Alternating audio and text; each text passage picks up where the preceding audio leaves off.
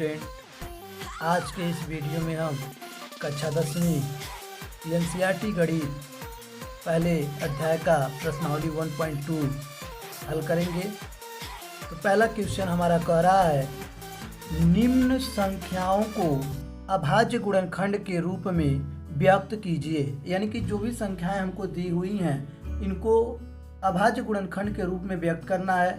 तो कैसे करेंगे? पहला 140 है, फिर 156 है, 3825 है। तो पहले हम 140 को करते हैं। तो 140 को सबसे छोटी अभाज्य संख्या से काटेंगे 2, यानी कि 2 से कटेगा कितनी बार में? 2 सते 14, 70 हो जाएगा। फिर 2 से काटेंगे 35 दूना 70 हो जाएगा। फिर 2 से काटने के बाद 5 से काटेंगे 5 सते 35। अब हम जानते हैं कि 7 जो है हमारा 7 से कटेगा, यानी 7 एकन्ने 7 हो जाएगा। तो दोस्तों इसको हम कैसे लिखेंगे? लिखेंगे यहाँ 140 बराबर 2 गुणे 2 गुणे 5 गुणे 7। अब क्या होगा? इसको अगर हम सॉल्व करें तो कैसे सॉल्व करेंगे देखते हैं। यानी कि इसको हम लिख सकते हैं 2 के पावर 2 गुणे 5 गुणे 7। तो यह हमारा हो जाएगा आंसर। इस तरह से हम अपना सॉल्व कर सकते हैं। इसी तरह अगले क्वेश्चन को हम सॉल्व करेंगे। 2 से काटेंगे तो क्या होगा? 2 से काटेंगे 2 सते 14, 1 देगा 16 हो जाएगा, 2 अठे 16। फिर 2 से काटेंगे 2 तिहाई 6, 1 देगा 18, 2 नवा 18। अब ये किससे कटेगा? 3 से। तो 3 से काट देंगे 13 तिया 39। यानी कि इसको अगर हम लिखना चाहें तो इसको हम लिख सकते हैं कुछ इस तरह से। लिखेंगे 156 बराबर 2 गुणे 2 गुणे 3 गुणे 13, यानी कि 2 के पावर 2 गुणे 3 गुणे 13। यह हमारा हो जाएगा आंसर। यह हो जाएगा हमारा आंसर। अब अगले क्वेश्चन को अगर हम देखें 3825 है। तो 3825 को अगर हम सॉल्व करते हैं तो कैसे सॉल्व करेंगे इसको देखते हैं। तो 2 पहले देखा जाएगा 2 से कटेगा, तो यह 2 से नहीं कटेगा क्योंकि इसका जो अंतिम धारा है 5, यानी कि यह 2 से नहीं कटेगा। 3 से देखते हैं तो 3 से यानी कि कट सकता है। तो 3 से अगर काटें तो हो जाएगा 3 एकन्ने 3, 3 दूना 6 और 2 देगा 22 होगा, 7 त्रिकी 21, 1 बचा दे देगा 15, यानी 3 पचे 15। फिर एक बार 3 से काटेंगे तो 3 चौक को 12 हो जाएगा। उसके बाद किससे कटेगा? 3 चौक को 12, 3 दूना 6, 1 देगा 15, 3 पचे 15।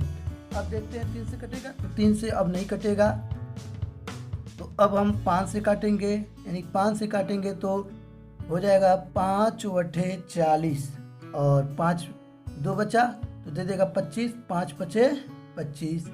फिर अगर आगे हम सॉल्व इसको करें तो यह हमारा निकल के आएगा, यानी कि फिर एक बार 5 से काटेंगे तो ये कितनी बार में कटेगा? 17 बार में, यानी 17 पचे 85। अगर इच्छा करें तो आप एक बार और काट सकते हैं इसको 17 से। यानी कि 3825 को यदि हमें दिखाना है, 3825 का गुणनखंड हमको करना है तो हम कैसे करेंगे? तो यहाँ लिखेंगे 3825 बराबर क्या लिखेंगे?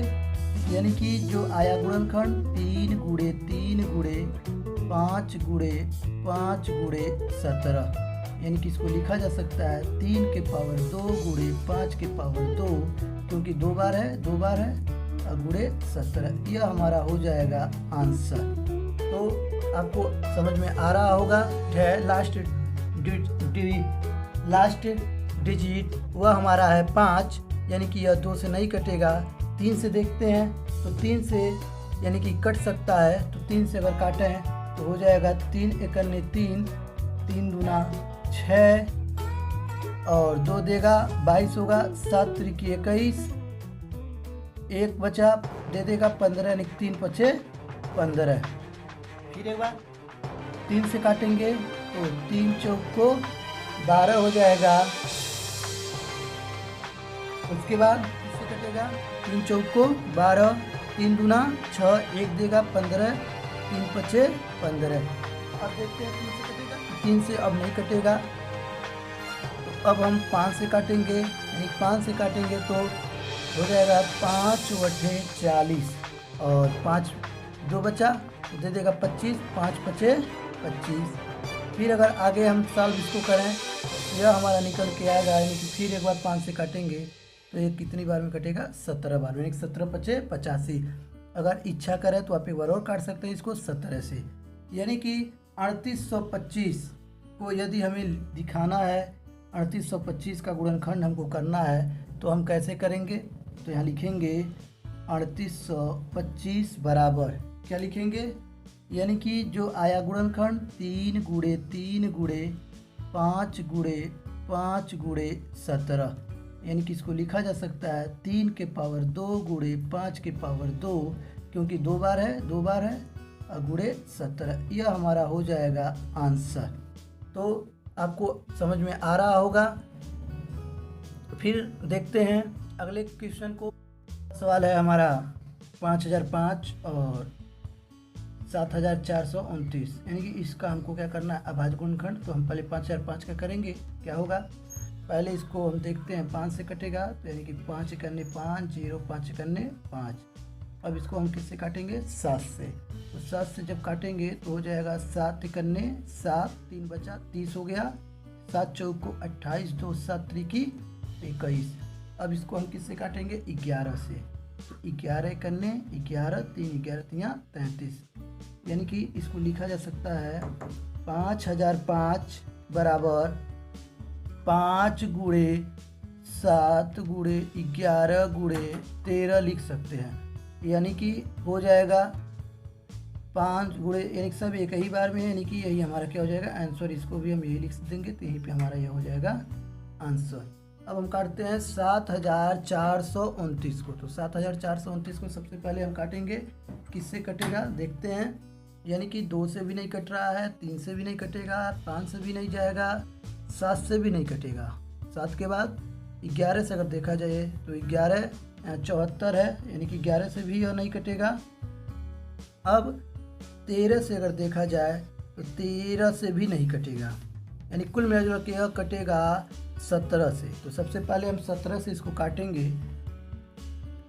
तो 17 का पहाड़ा पढ़ेंगे, 74 से कम आवे, यानी 4 बार में 68 हो जाएगा और 6 बचा तो 62 हो गया, यानी कि 17 तियाँ 51, 3 बार में जाएगा। उसके बाद हुआ 51, यानी कि 62 में से 51 को माइनस करेंगे, 11 बचेगा और 11 यानी कि 119, यानी कि 17 का पहाड़ा 7 बार पढ़ेंगे तो 119 हो जाएगा। अब इसके बाद इसको 19 से यदि काटा जाए तो क्या कितनी बार में जाएगा, 19 दूना 38, 5 19 तियाँ 57, 23 अपने आप में भी एक अभाज्य संख्या है, यानी कि 23 एकन्ने 23, यानी कि यहाँ पे हम लिख सकते हैं, दिखा सकते हैं। तो इस तरह से हम 7429 को गुणनखंड के रूप में लिख सकते हैं 17 गुणे 19 गुणे 23, यह हमारा आंसर हो जाएगा। अब चलते हैं अगले क्वेश्चन में। अगला क्वेश्चन हमारा कह रहा है निम्न युग्मों के एचसीएफ और एलसीएम ज्ञात कीजिए तथा इसकी जांच कीजिए कि दो संख्याओं का गुणनफल एचसीएफ और एलसीएम के गुणनफल के बराबर होता है। तो इसके अंतर्गत जो हमारा पहला क्वेश्चन है जिसको हम ए से प्रेजेंट कर रहे हैं वह है 26 और 91। 26 और 91, तो 26 और 91 को हम हल करेंगे। तो चलिए देखते हैं। तो यहाँ पे हम क्या करेंगे, 26 का गुणनखंड करेंगे पहले। चलिए 26 का गुणनखंड करते हैं, यानी 26 का गुणनखंड करेंगे अभाज्य गुणनखंड 2 से 13 बार में, 13 से 1 बार में। उसी तरह से 91 को करेंगे, तो 91 का जो हमारा होगा वह 91 को हम काटेंगे तो 7 से कटेगा 13 बार में और फिर 13 कट जाएगा 1 बार में। अब अगर हमको एलसीएम ज्ञात करना है तो सबसे पहले हम क्या लिखेंगे, यहाँ दिखाएंगे कि जो 26 है उसका जो गुणनखंड आया 2 गुणे 13 के रूप में आया, और जो 91 है उसका जो गुणनखंड आया वह हमारा 7 गुणे 13 के रूप का आया। तो अब इसको कैसे सॉल्व करना है, तो सबसे पहले अगर हमको एलसीएम फाइंड करना है तो एलसीएम के लिए हम आपको बता दें, एलसीएम फाइंड करने का जो सबसे आसान तरीका होगा आपके लिए, यानी कि जितनी भी संख्याएं हमको दी होंगी, तो यहाँ पे एक 26 दिया, 91 दिया, 2 संख्या दिया हुआ है, यानी जितनी भी संख्या हमको दिया होगा उनमें हम देखेंगे जो कॉमन नंबर है, यानी कि कॉमन नंबर यहाँ क्या है 13। तो इसलिए यहाँ का जो हमारा एलसीएम आएगा, एलसीएम जो होगा और एचसीएफ जो होगा उसको देखना है। तो जो कॉमन नंबर होता है वह एचसीएफ कहलाता है, और जो एलसीएम होता है वो जो भी कॉमन नंबर है उसको एक बार लिखना है, यानी कि 2 13 है तो 1 13 लिखेंगे सबसे पहले, और जो कॉमन नहीं है उसको भी गुणनखंड के रूप में यहाँ लिख देंगे। तो यह हमारा एलसीएम होगा, जिसको हम गुणा अगर करें तो यह गुणा निकल के हमारे पास आएगा 13 दूना 26, 20 7 140 42, यानी कि 182 हो जाएगा। यह हो जाएगा हमारे पास 182। और यदि हमको एचसीएफ ज्ञात करना हो, क्या ज्ञात करना हो, एचसीएफ, तो एचसीएफ ज्ञात मतलब highest common factor lowest common multiple, यह होता है, इसको बोलते हैं लॉसर, एलसीएम को लॉसर, एचसीएफ को मौसर। तो मौसम में हमने क्या बताया, जो कॉमन नंबर है, तो यहाँ 13 जो है कॉमन है, दोनों में है, तो इसलिए यह 13 हो जाएगा। अब क्वेश्चन में कहा है जांच भी करना है कि संख्याओं का गुणनफल जो होगा, वो जो संख्याओं का गुणनफल है, यहाँ आप देख सकते हैं 2 संख्याओं का गुणनफल, यानी कि 2 संख्या 26 गुणे 91 है, तो इसका जो गुणनफल होगा, यानी कि इसका गुणा करने पर इसके एचसीएफ और एलसीएम का गुणा करने पे क्या होना चाहिए, बराबर। तो चलिए उसको भी हम देखते हैं। तो इसके लिए हम क्या करेंगे, इसके लिए हमको करना क्या होगा कि पहले लिखेंगे उत्तर की जांच, या लिखेंगे उत्तर की जांच लिखेंगे, तो लिखते हैं जांच। तो जांच में हम क्या करेंगे, यहाँ जांच में सबसे पहले कहा है 2 संख्याओं का गुणनफल, तो लिखते हैं 2 संख्याओं का गुणनफल बराबर होगा मौसा, मौसा का मतलब एचसीएफ गुणे लॉसर, लॉसर का मतलब एलसीएम। तो 2 संख्या हमारे पास कौन कौन है, एक 26 है और एक क्या है 91। मौसा निकल के आया हमारे पास 13, और लॉसर निकल के आया हमारे पास 182। तो अब क्या करना है, 26 का यदि गुणा हम 91 में करते हैं, तो 26 का गुणा 91 में करने पे आएगा 2366, और उसी तरह इसका किया 13 दूना 26 और हो जाएगा 13 बटे, यानी कि इसका भी अगर हम पूरा गुणा कर लें तो ये भी हमारे पास निकल के आएगा 2366 ही निकल के आएगा। इस तरह से आप देख रहे हैं दोनों पक्ष यानी कि हमारा बराबर है, यानी कि हम कह सकते हैं 2 संख्याओं का जो गुणनफल है मुझसे गुणे लॉसर से क्या होता है, बराबर होता है, जो कि हमने आपको इसके पिछले वीडियो में यानी कि सूत्र वाले में बताया था। तो यह हमारा पहला क्वेश्चन था। इसी तरह से एक क्वेश्चन और देखते हैं। चलिए अगले क्वेश्चन पे चलते हैं। तो बच्चों अगला जो सवाल हमारा है बी पार्ट, इसका दूसरे का बी पार्ट, वह है 510 और 92 का एचसीएफ और एलसीएम ज्ञात करना है, और साथ में उत्तर की जांच भी करना है। चलिए इसके लिए क्या करते हैं, वही काम करना है। सबसे पहले हमको 510 का गुणनखंड करना है, तो 510 का गुणनखंड करेंगे, 2 से काटेंगे, 2 दूना 4, 1 बचेगा, 2 पचे 10, 0, यानी कि कितना हो गया 11 हुआ, तो 2 पचे 10, 2 पचे 10, यानी कि 255 हुआ, बट्टे में 2 के बाद अब यदि हम इसको काटें तो ये 3 से कटेगा, तो 3 से अगर काटेंगे तो 3 बटे 24 हो जाएगा, 1 बचेगा, 3 पचे 15।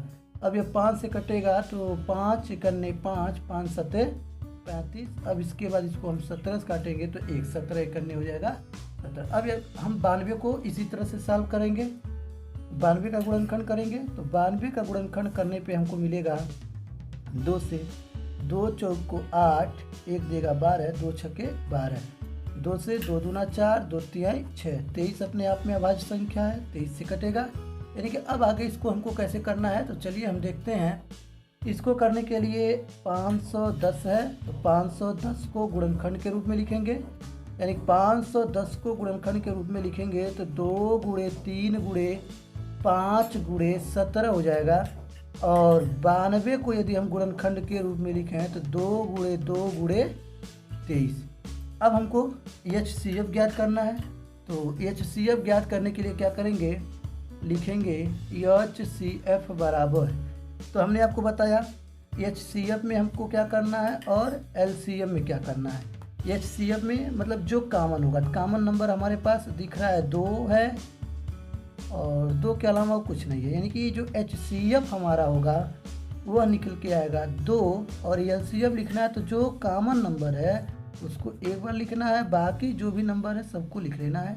3 गुणे 5 गुणे 17, फिर 2 बचा और 23 बचा।